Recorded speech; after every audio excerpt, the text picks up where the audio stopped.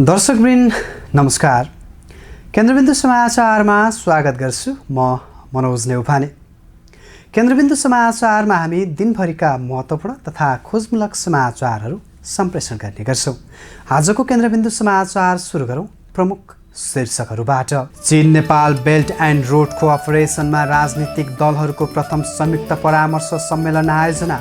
समृद्ध नेपाल सुखी नेपाली अभियानलाई सार्थक बनाउन चीनको BRI परियोजना महत्त्वपूर्ण हुने नेताहरूको भनाई। प्रमुख जिल्ला अधिकारी तथा सुरक्षा निकायका प्रमुखलाई जिल्ला नछाड्न सरकारको निर्देशन। दशैंमा घर बाहिर ननिस्कन काठमाडौँ जिल्ला प्रशासनको आग्रह। कोरोना संक्रमितको निशुल्क उपचार र मृत्यु भएकाहरूको सव्यवस्थापन गर्न मानवाधिकार आयोगको आग्रह। लुम्बिनी र प्रदेश 1 द्वारा संक्रमितको निशुल्क उपचार गर्ने घोषणा। आगामी 7 गतेदेखि देशभित्र पूर्ण रूपमा क्लिन फिड लागू हुँदै इन्टरनेटमा आधारित टेलिभिजन प्रसारण नियमन गर्न व्यवसायीको माग। र आज राति अत्याधिक उल्का वर्षा हुने। उल्का वर्षा हेर्नका लागि मध्यरात पछिको समय उत्तम। जस्तै परिस्थितिमा पनि होन्डा छ सधैँ तपाईसँगै। त्यसैले अब होन्डा हुनेछ तपाईसँग मात्र 1 रुपैयाँको डाउन पेमेन्ट वा 1 रुपैयाँको EMI वा 1% इन्ट्रेस्ट रेटमा।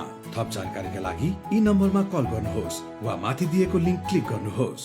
होन्डा छ सधैँ तपाईसँगै। केन्द्रबिन्दु समाचार सुरु गरौँ विश्वव्यापी महामारीको रूपमा रहेको कोरोना भाइरस सम्बन्धी अपडेटबाट।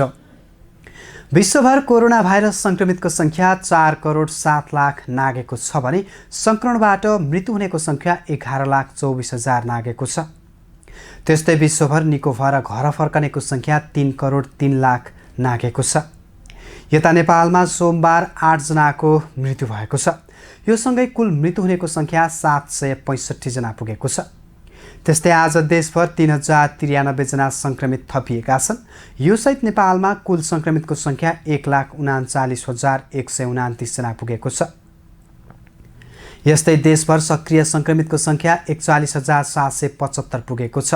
स्वास्थ्य तथा जनसङ्ख्या मन्त्रालयका प्रवक्ता डाक्टर जाकेश्वर गौतमका अनुसार सोमबार 2,108 जना कोरोना संक्रमण मुक्त भएका छन्। यससँगै कुल निको हुनेको संख्या 96,609 जना पुगेको छ।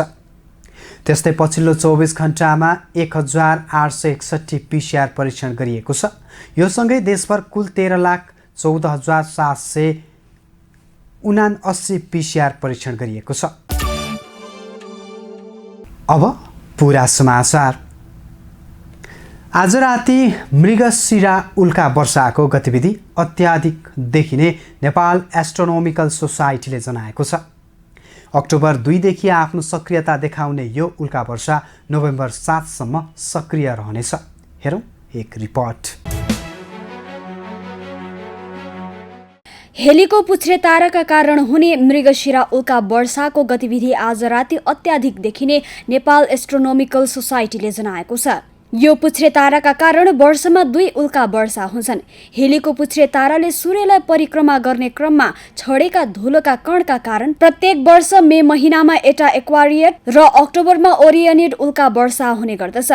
आजको उल्का वर्षाको स्रोत मृगशिरा तारामण्डलमा भएको हुनाले यसलाई मृगशिरा उल्का वर्षा नाम दिएको सोसाइटीका अध्यक्ष सुरेश भट्टराईले जानकारी दिए। अक्टोबर 2 देखि आफ्नो सक्रियता देखाउने यो उल्का वर्षा नोभेम्बर 7 सम्म सक्रिय रहनेछ।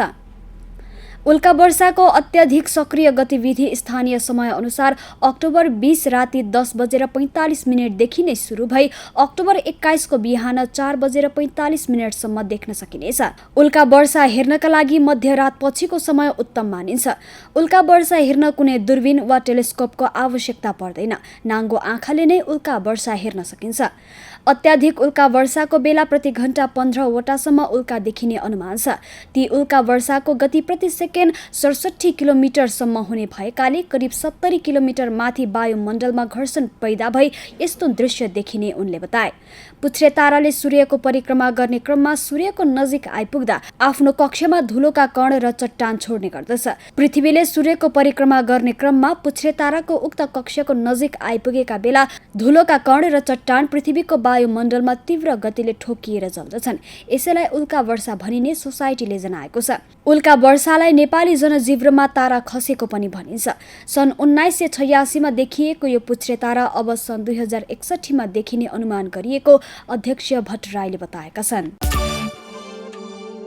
आगामी कार्तिक 7 गतेदेखि देशभित्र पूर्ण रूपमा क्लिन फिड लागू हुने भएको छ। विज्ञापन नियमन गर्ने ऐन 2076 अनुसार यही कार्तिक 7 गतेदेखि नेपालभित्र प्रसारण हुने टेलिभिजनमा विदेशी विज्ञापन समेत प्रसारण गर्न पाइने छैन। सोही ऐन अनुसार क्लिन फिड वा विज्ञापन रहित प्रसारण गर्नुपर्नेछ।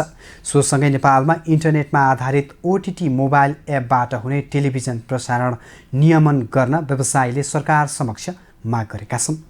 हेरौँ यसै विषयमा तयार पारिएको यो रिपोर्ट। यही कार्तिक 7 गतेदेखि देशभित्र पूर्ण रूपमा क्लिन फिड लागू हुने भएको छ। सोसँगै नेपालमा इन्टरनेटमा आधारित OTT मोबाइल एपबाट हुने टेलिभिजन प्रसारण नियमन गर्न व्यवसायीले सरकार समक्ष माग गरेका छन्। सञ्चार तथा सूचना प्रविधि मन्त्री पार्वत गुरुङलाई आज नेपाल केबल टेलिभिजन व्यवसायी महासङ्घका तर्फबाट ज्ञापन पत्र बुझाउँदै क्लिन फिड लागू गर्न सरकारले गरेको प्रभावकारी पहललाई धन्यवाद दिई इन्टरनेटमा आधारित टेलिभिजन प्रसारणलाई समेत नियमन गर्न आग्रह गरेका छन्। महासङ्घका अध्यक्ष ध्रुव शर्माका अनुसार आफूहरूको माग अनुसार नै मन्त्री गुरुङले क्लिन फिडसँगै अन्य प्रविधिमा आधारित प्रसारणका सन्दर्भमा आवश्यक प्रक्रिया मिलाउनका लागि मन्त्रालयका सचिव हरिप्रसाद बस्याललाई निर्देशन दिएका छन्। महासङ्घले आज मन्त्री गुरुङलाई 11 बुँदे ज्ञापन पत्र बुझाउँदै प्रसारण अनुमति नलिएका विदेशी च्यानल र भिडियो तथा सेन्सर नभएका वा भएका चलचित्र सहजै प्रसारण हुने र प्रयोगकर्ताले हेर्न सक्ने भएकाले इन्टरनेटमा आधारित टेलिभिजन प्रसारणलाई नियमन गर्न माग गरेको हो। आइपिटिभीले हाल प्रयोग गरिरहेको एन्ड्रोइड आइपिटिभी बक्समा सहजै अनधिकृत टिभी तथा श्रव्य दृश्य सामग्री समेत उपलब्ध हुने जनाउँदै महासङ्घले डाउनलिङ्क अनुमति लिएका भन्दा बाहेकका अन्य सामग्रीको प्रसारण गर्न नपाउने व्यवस्था गर्न माग गरेको छ। महासङ्घको ज्ञापन पत्र बुझ्दै मन्त्री गुरुङले क्लिन फिड लगायत विषय राष्ट्रिय कार्यसूची भएकाले यो सबैको साथ र सहयोगमा कार्यान्वयन हुने बताएका छन्। महासङ्घले क्लिन फिडमा आउन व्यवसायीलाई गरे जस्तै आग्रह इन्टरनेट ब्यान्डविथ ल्याउने कम्पनीलाई पनि गर्नुपर्नेमा मन्त्री गुरुङको ध्यानाकर्षण गराएको थियो। नेपालमा OTT मोबाइल एप मार्फत केही टेलिभिजन प्रसारण संस्थाले प्रसारण गर्दै आएका छन्। महासङ्घका अध्यक्ष शर्माका अनुसार नेपालमा OTT मोबाइल एपमा आधारित टेलिभिजन प्रसारण कानुन सम्मत तरिकाले अनुमति नलिएको जनाउँदै बन्द गर्नुपर्ने वा नियमन गर्नुपर्ने आफूहरूको मागमा सरकारका प्रवक्ता गुरुङले सकारात्मक रूपमा लिएका छन्। राष्ट्रिय मानवाधिकार आयोगले कोभिड-19 को जटिल परिस्थितिमा संक्रमित बिरामीको निशुल्क स्वास्थ्य उपचारको व्यवस्था गर्न र मृत्यु भएकाहरूको शव व्यवस्थापन गरी नागरिकको संविधान प्रदत्त स्वास्थ्य सम्बन्धी हकको सुनिश्चितता गर्न सरकारलाई आग्रह गरेको छ। यस्तै लुम्बिनी र प्रदेश 1 सरकारले कोरोना संक्रमितको निशुल्क उपचार गर्ने बताएको छ। हेरौँ यसै सम्बन्धी यो रिपोर्ट। राष्ट्रिय मानवाधिकार आयोगले कोभिड-19 को जटिल परिस्थितिमा संक्रमित बिरामीको निशुल्क स्वास्थ्य उपचारको व्यवस्था गर्न र मृत्यु भएकाहरूको शव व्यवस्थापन गरी नागरिकको संविधान प्रदत्त स्वास्थ्य सम्बन्धी हकको सुनिश्चितता गर्न सरकारलाई आग्रह गरेको छ। आयोगका सचिव वेदप्रसाद भट्टराईले मङ्गलबार जारी गरेको प्रेस विज्ञप्तिमा सरकारले सरकारी अस्पतालले कोरोना संक्रमण भई उपचाररत बिरामीले यही कार्तिक 2 गतेदेखि लागू हुने गरी सम्पूर्ण खर्च बिरामी स्वयंले बेहोर्नुपर्ने भनी सूचना प्रकाशित गरेको प्रति ध्यानाकर्षण जनाउँदै सो आग्रह गरेको छ। विश्वव्यापी रूपमा फैलिएको कोभिड-19बाट संक्रमितको संख्या पछिल्लो समय दिन प्रतिदिन तीव्र गतिमा बढ्दै गइरहेको अवस्थामा सरकारले अबदेखि कोभिडका बिरामीको उपचार खर्च नबेहोर्ने, संक्रमणबाट मृत्यु भएका व्यक्तिको शव व्यवस्थापन समेत नगर्ने र सम्बन्धित व्यक्ति वा परिवारले आफै शव व्यवस्थापन गर्नुपर्ने भन्नेमा आयोगले ध्यानाकर्षण गराएको छ। स्वास्थ्य तथा जनसङ्ख्या मन्त्रालयले गरिब, अति विपन्न तथा अशक्त बाहेकका कोरोना संक्रमितको उपचार सरकारले नगर्ने निर्णय गरेको थियो। स्वास्थ्य मन्त्रीबाट उक्त निर्णय सार्वजनिक भएसँगै सरकारको व्यापक आलोचना भइरहेको छ। यसैबीच लुम्बिनी प्रदेश सरकारले लक्षण देखिएका र अस्पताल भर्ना गर्नुपर्ने अवस्थाका कोरोना संक्रमित बिरामीको उपचार निशुल्क गर्ने भएको छ।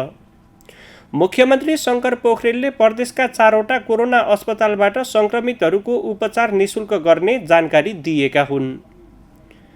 त्यस्तै गरी प्रदेश नम्बर 1 मा कोरोना संक्रमितको उपचार खर्च प्रदेश सरकारले नै बेहोर्ने भएको छ। सामाजिक विकास मन्त्री जीवन घिमिरेले आफ्ना नागरिकको उपचार खर्च आफै बेहोरेको र अब पनि उपचार निशुल्क नै गर्ने जानकारी दिए। उनले कोरोना संक्रमण रोक्ने सरकारको अभियानमा सबैले साथ दिनुपर्ने पनि बताएका छन्। नेपालको संविधानको धारा 35ले प्रत्येक नागरिकलाई राज्यबाट आधारभूत स्वास्थ्य सेवा निशुल्क प्राप्त गर्ने हक हुने, कसैलाई पनि आकस्मिक स्वास्थ्य सेवाबाट वञ्चित नगरिने र प्रत्येक नागरिकलाई स्वास्थ्य सेवामा समान पहुँचको हकको सुनिश्चितता गरेको छ। जनस्वास्थ्य सेवा ऐन 2075 को दफा 2 को ख मा सरुवा रोगको उपचार सम्बन्धी आधारभूत सेवा निशुल्क रूपमा प्राप्त हुने व्यवस्था गरिएको छ।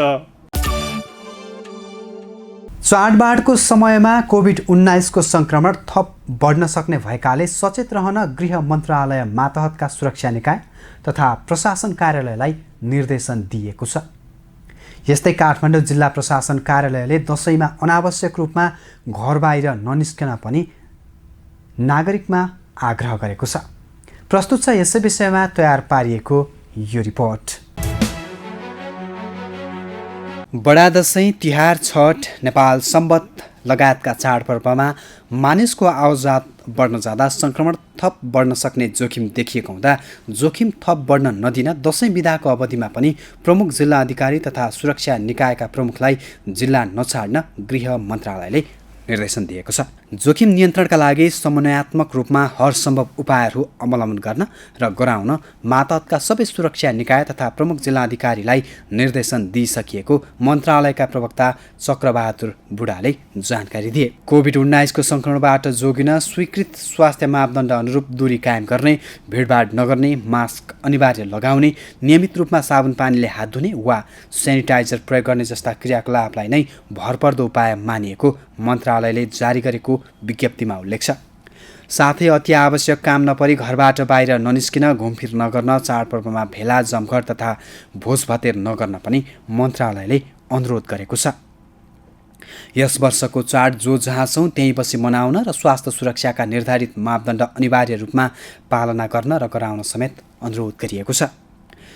कानुन विपरीतका गतिविधिमा संलग्न हुनेलाई तत्काल कारबाही गर्न मातहत सुरक्षा निकाय तथा सबै प्रमुख जिल्ला अधिकारीलाई निर्देशन दिएको मन्त्रालयले जनाएको छ।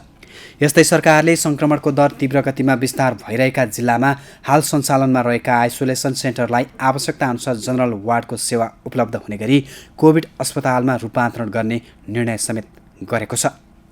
यसैगरी सरकारले अन्तर्राष्ट्रिय सिमानामा रहेका नेपाल प्रवेश गर्ने सबै प्रवेश बिन्दु र खुल्ला सिमानाको जुनसुकै स्थानबाट हुन सक्ने यात्रुको आवागमन यही कार्तिक 30 गतेसम्म स्थगन गर्ने गरी निरन्तरता दिने निर्णय गरेको छ।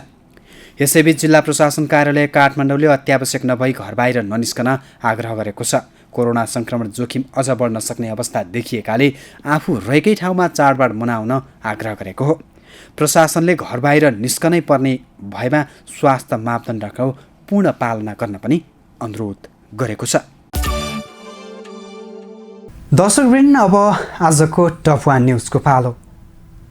चिनिया राष्ट्रपति सी जिनपिङको नेपाल भ्रमणको वार्षिकोत्सवको अवसर पारेर चिनिया कम्युनिस्ट पार्टी अन्तर्राष्ट्रिय विभागले चीन नेपाल बेल्ट एन्ड रोडको अपरेसनमा राजनीतिक दलहरूको प्रथम संयुक्त परामर्श सम्मेलन आयोजना गरिएको छ। मंगलबार चिनिया कम्युनिस्ट पार्टी अन्तर्राष्ट्रिय विभागले आयोजना गरेको भर्चुअल कार्यक्रमलाई सम्बोधन गर्दै नेताहरूले शान्ति, स्थायित्व र विकासका लागि चीनले अघि सारेको BRI परियोजना महत्त्वपूर्ण हुने बताएका छन्। एक रिपोर्ट। पूर्व प्रधानमन्त्री एवं सत्तारूढ दल नेपाल कम्युनिस्ट पार्टी नेकपाका कार्यकारी अध्यक्ष पुष्पकमल दाहाल प्रचण्डले शान्ति, स्थायित्व र विकासका लागि चीनले अघि सारेको BRI परियोजना महत्त्वपूर्ण हुने बताएका छन्। मंगलबार चिनिया कम्युनिस्ट पार्टी अन्तर्राष्ट्रिय विभागले आयोजना गरेको भर्चुअल कार्यक्रमलाई सम्बोधन गर्दै अध्यक्ष दाहालले शान्ति, स्थायित्व र विकासका लागि belt and road initiative BRI परियोजना महत्त्वपूर्ण हुने बताएका हुन्। BRI परियोजनाबाट चीन र नेपाल दुवै देशले फाइदा लिन सक्ने भएकाले यसलाई आफूले महत्त्वपूर्ण अवसरको रूपमा लिएको समेत अध्यक्ष प्रचण्डले बताएका छन्। साथै गत वर्ष चिनिया राष्ट्रपति सी जिनपिङको नेपाल भ्रमणका समयमा गरिएका सम्झौताले पनि दुई देशको भावनालाई समेटेको उनको भनाइ छ। strongly believe that BRI is an important opportunity to deepen mutually beneficial cooperation, jointly pursue common prosperity between us, and dedicate ourselves in maintaining peace, stability, and development in the region. I am also happy to recall my fruitful meeting with Comrade Xi Jinping during his state visit to Nepal. As we agreed to enhance party-to-party cooperation, both sides conducted several dialogues and exchanges despite COVID-19 pandemic pending high-level party delegation to China. त्यस्तै पूर्व प्रधानमन्त्री एवं जनता समाजवादी पार्टीका वरिष्ठ नेता doctor Baburam भट्टराईले बीआरआईले यस क्षेत्रको नवीनता, उत्पादकत्व र प्रगतिका लागि महत्त्वपूर्ण भूमिका खेल्ने बताएका छन्। बीआरआई परियोजनाले दुई देशबीच वित्तीय एकीकरण र नीति समन्वयका लागि काम गर्ने विश्वास समेत उनले व्यक्त गरे।